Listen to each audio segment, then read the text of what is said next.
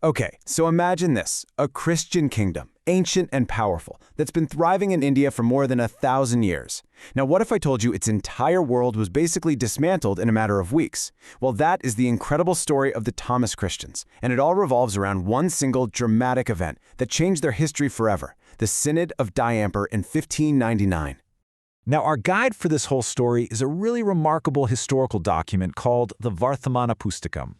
What's so amazing about it is that this isn't a history written by outsiders looking in. Nope, this is an inside account, straight from the community itself. It gives us this rare, super authentic window into their world, their rights, their culture, and their fight to survive. So let's just start with a kind of wild idea.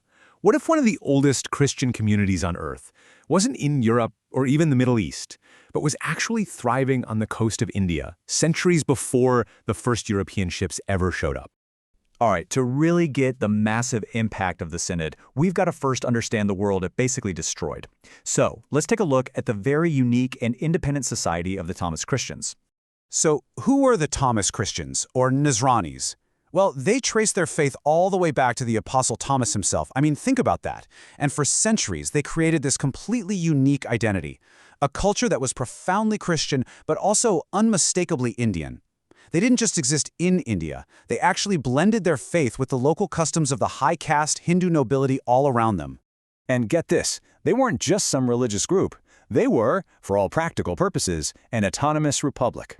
They governed themselves through these powerful church assemblies they called yogams. And they were so respected that they had privileges equal to Hindu royalty, and so powerful they could put together their own armies of 30,000 soldiers. That's serious influence. So who was really calling the shots? Well, even though they accepted foreign bishops from the Church of the East in Persia, the real power was with the local leader, the archdeacon. This guy was their religious, social, and political head, the true one responsible for the community. A lot of the time, those foreign bishops were basically just figureheads. So, into this really stable, independent world, a new power arrives. The arrival of the Portuguese in the 16th century, well, it was going to set the stage for a massive clash of cultures and authority. The Portuguese came to India looking for two things: spices and souls.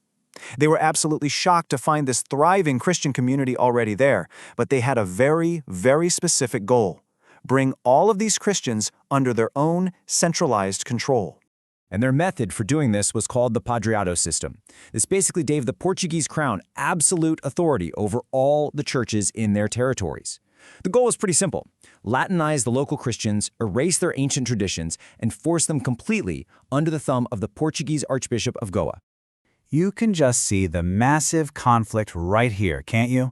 On one side, you have local assemblies, a native leader, ancient Eastern traditions. On the other side, centralized foreign rule, a Latin bishop, and forced Roman customs. I mean, these two worlds were absolutely on a collision course. There was just no way they could both exist peacefully. And this simmering conflict, it finally boiled over. So let's get to the climax of our story, the Synod of Diamper. This is where the Portuguese made their big, decisive move to take control once and for all. The path to Diamber was really just a story of escalating pressure. The Portuguese had already ordered the Latinization of the church, but the real turning point came in 1597, when the last Chaldean bishop, Mar Abraham, died. This created the perfect power vacuum that the very formidable Archbishop of Goa, Dom Menezes, needed to make his move. Menezes didn't show up to negotiate. He came to conquer, and his main tool was just raw coercion. The weapon he used right from the very start was the threat of immediate automatic excommunication for anyone who dared to defy him. This wasn't a discussion, it was a flat-out ultimatum.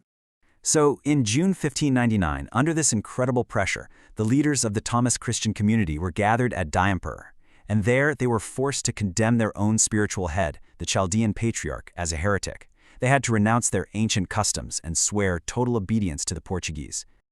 And if you're thinking this whole thing sounds completely illegitimate, well, you'd be right. Even the Jesuit priests who were there, and this includes the guy who would become the next bishop, they reported that the whole affair was a total sham. There were no real debates, the people there didn't even understand what was being passed, and to top it all off, Menezes just added new rules to the decrees after everyone had already gone home. So the Synod of Diamper was a huge success for the Portuguese, but for the Thomas Christians, it was a catastrophe. Let's look at the profound and immediate consequences of what happened. The dismantling of their world was completely systematic. Step 1. Their ancient, proud archdiocese was demoted to just a simple diocese. Step 2. It was made subordinate to Goa. Step 3. The Portuguese Padrado was officially forced on them. And finally, Step 4. Their historic title and jurisdiction over all India was just gone, erased. And just like that, in a matter of months, a 1,000-year-old autonomous Christian tradition was pretty much wiped off the map. The Christian Republic, with its local leadership, its unique culture, it was gone. And in its place was a subordinate, Latinized church ruled from a foreign capital. You see, the Synod of Diamper was so much more than a power grab. It was a deliberate attempt to rewrite an entire community's history and erase its identity. And it leaves us with this really powerful question. When an outside force tries to redefine who you are, what does it take for your true identity to survive?